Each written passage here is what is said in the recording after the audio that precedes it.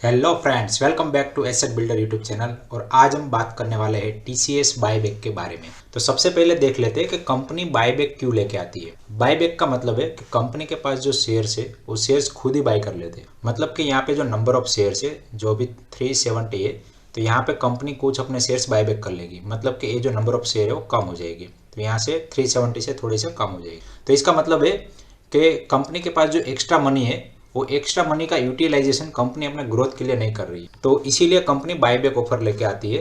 लेकिन यहाँ टीसीएस के केस में ऐसा है कि टीसीएस को जो रिक्वायर्ड फंड की जरूरत है, आप यहाँ पे इसका आरओसी एंड आरओई देखेंगे तो बहुत ही ज़्यादा हाई है। तो यहाँ पे कंपनी का जो कैपिटल एम्प्लॉयड है उसके ऊपर बहुत ही ज़्यादा रिटर्न कंपनी बना के देती है।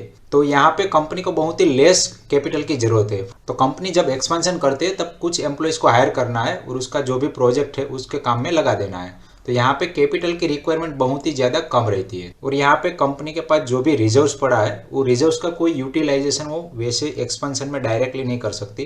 तो इसीलिए डायरेक्टली वो अपने शेयर होल्डर को यहाँ से पे बैक करते हैं। अब यहाँ पे बायबैक एंड डिविडेंड दोनों लगभग सेम जैसी चीज़ ही है, क्योंकि बायबैक में कंपनी अपने शेयर खुद बायबैक कर लेती है और जो भी शेयर होल्डर इसमें पार्टिसिपेट करते हैं उसको करंट मार्केट प्राइस के हिसाब से थोड़ी सी ज़्यादा प्राइस मिलती है। जबकि डिविडेंड में सभी शेयर होल्डर को कुछ छोटा सा अमाउंट डिस्ट्रीब्यूट किया जाता है।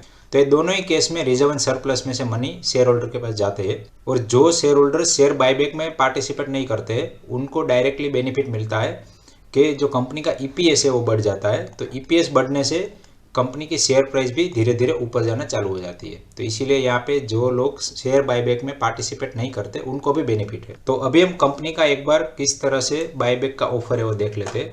आप नीचे चले जाइए कॉर्पोरेट एक्शन में, यहाँ पे आपको अनाउंसमेंट में ऑल करिए तो यहाँ पे बीएससी इंडिया का वेबसाइट ओपन हो जाएगा और जो भी रिसेंट अनाउंसमेंट हुए हैं वो सारा आपको यहाँ पे डॉक्यूमेंट मिल जाएगा। अब यहाँ पे आप देखिए corporate action board approval dividend और यहाँ पे board declare third interim dividend, तो ये वाला आप क्लिक करेंगे तो यहाँ पे आप पीडीएफ फाइल डाउनलोड कर सकते हैं। यहाँ पे 7 रुपये का डिविडेंड डिक्लेयर किया है कंपनी ने। तो एक बार मैं इसका पीडीएफ ओपन कर लेता हूँ। तो ये डॉक्यूमेंट आप पूरा पढ़ेंगे तो यहाँ पे कंपनी की जो रिकॉर्ड डेट है वो है 7 फरवरी। तो 7 फरवरी के दिन अगर आपके पास ये शेयर्स हो गए तो फिर आपको डिविडेंड मिल जाएगा। तो ये होगी डिविडेंड की बात। अब हम देख लेते हैं कंपनी का बायबैक ऑफर। तो यहाँ पे कॉर्पोरेट एक्शन में ही आप जाइए, यहाँ पे नीचे आपको कॉर्पोरेट एक्शन बायबैक इंटीमेशन करके मिल जाएगा। तो यहाँ पे आप क्लिक कर लेंगे तो इस तरह से आपके पास डॉक्यूमेंट ओपन हो जाएगा। और ये डॉक्यूमेंट में पढ़ सकते हैं कि यहाँ पे कंपनी जो बायबैक करना चाहती है वो टोटल 4 करोड़ शेयर्स है और इसकी टोटल जो वैल्यू है वो 18,000 करोड़ की है। और यहाँ पे पर शेयर आपको जो बायबैक में जो पैसा मिलेगा वो 4500 का है। तो कंपनी का हाल का जो प्राइस चल रहा है वो लगभग 3950 रुपीज़ का है और आपको बायबैक में जो प्राइस मिल रही है वो 4500 की मिल रही है। लेकिन यहाँ पे और एक रेशियो देखना बहुत ही ज़रूरी है। तो ये रेशियो जो है वो है 1.08%। तो इसका मतलब है कि आपके पास जितने भी शेयर्स है उसमें से 1.08% शेयर्स आप बायबैक में दे सकते हैं। तो अगर आपके पास 100 शेयर है तो फिर आप 1% शेयर बायबैक में दे सकते हैं। अब यहाँ पे ऐसा भी होगा कि काफ़ी सारे लोग इसके अंदर पार्टिसिपेट नहीं करेंगे तो ये रेशियो 2% 3% भी जा सकता है। तो मतलब आपके पास 100 शेयर हो गए तो उसमें से 2 या 3 शेयर्स जाने की संभावना है, उससे ज़्यादा शेयर्स जाने की संभावना नहीं है। तो यहाँ पे डिसीजन लेने के लिए हम एक कैलकुलेशन लगा सकते हैं कि अगर आपके पास पहले से ही कोई शेयर्स पड़े हैं तो आप मान लीजिए कि आपके पास 100 शेयर्स पड़े हैं तो फिर आप एक्स्ट्रा 2 शेयर बाय कर लीजिए और बाकी इसमें से 2 शेयर आप बायबैक में सेल कर दीजिए। तो यहाँ पे आपको 2 शेयर में डायरेक्टली 600 रुपीज़ का बेनिफिट मिल गया। तो ये 600 रुपीज़ आपके लिए डिविडेंड की तरह हो गया। अगर आपके पास कोई भी शेयर्स नहीं पड़े तो फिर आप सिर्फ और सिर्फ बायबैक का बेनिफिट लेने के लिए शेयर्स मत लीजिए।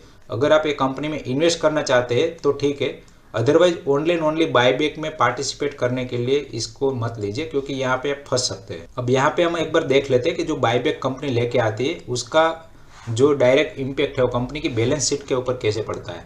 तो यहाँ पे मैं फिर से एक बार स्क्रीनर में बैलेंस शीट में चले जाता हूँ और बैलेंस शीट में आप देख सकते हैं कि कंपनी का जो शेयर कैपिटल है वो सितंबर 2021 में 370 का था। अब यहाँ पे हमने टोटल नंबर ऑफ शेयर देखे तो वो भी 370 था। तो मतलब कंपनी का फेस वैल्यू 1 रुपीज़ का है और यहाँ पे company total 4 crore share buyback कर रही है।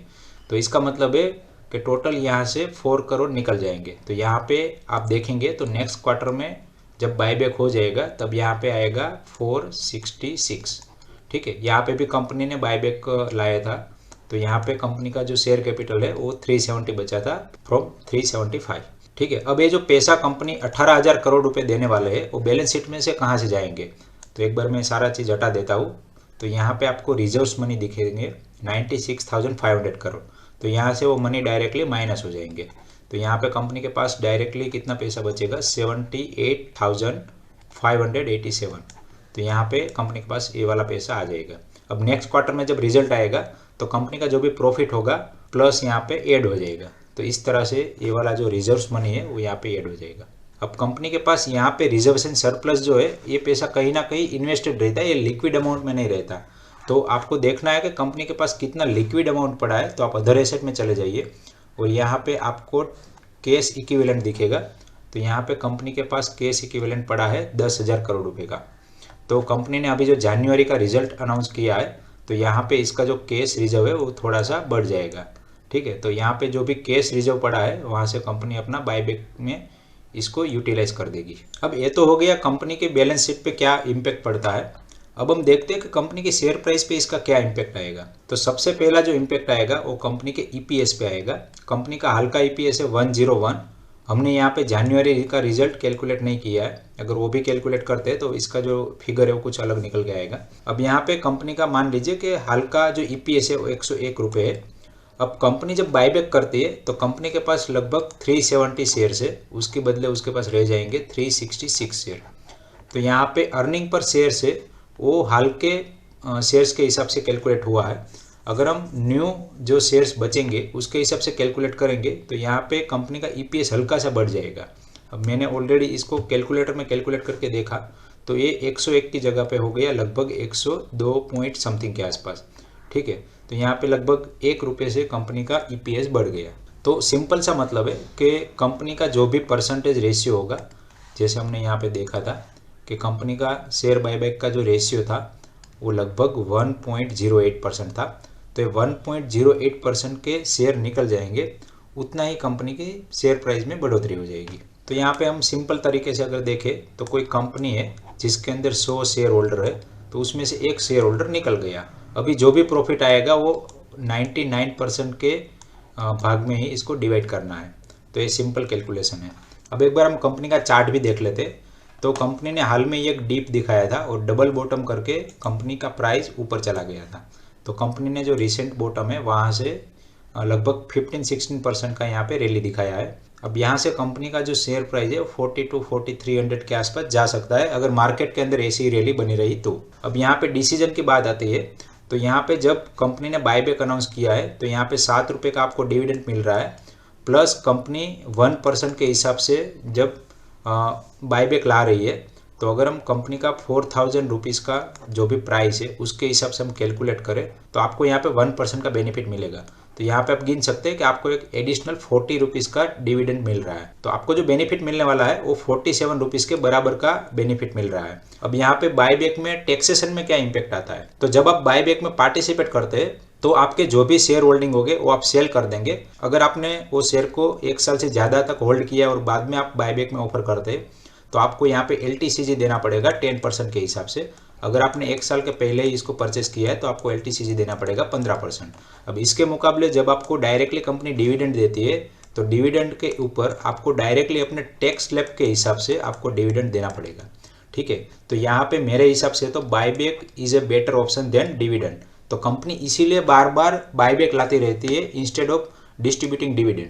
तो आई होप कि ये जो TCS कंपनी का बायबैक ऑफर आ रहा है उसके जरिए बायबैक कैसे काम करता है और आपको बायबैक में क्या चीज़ का ध्यान रखना है वो सारी चीज़ आपको समझ में आ गई है और ये सारा कैलकुलेशन भी आपको समझ में आ गया होगा। तो अगर आपको ये वीडियो पसंद आया है तो वीडियो को लाइक करिए और मेरी चैनल को सब्सक्राइब करिए। इस वीडियो को एंड तक देखने के लिए आप सभी का दिल से धन्यवाद।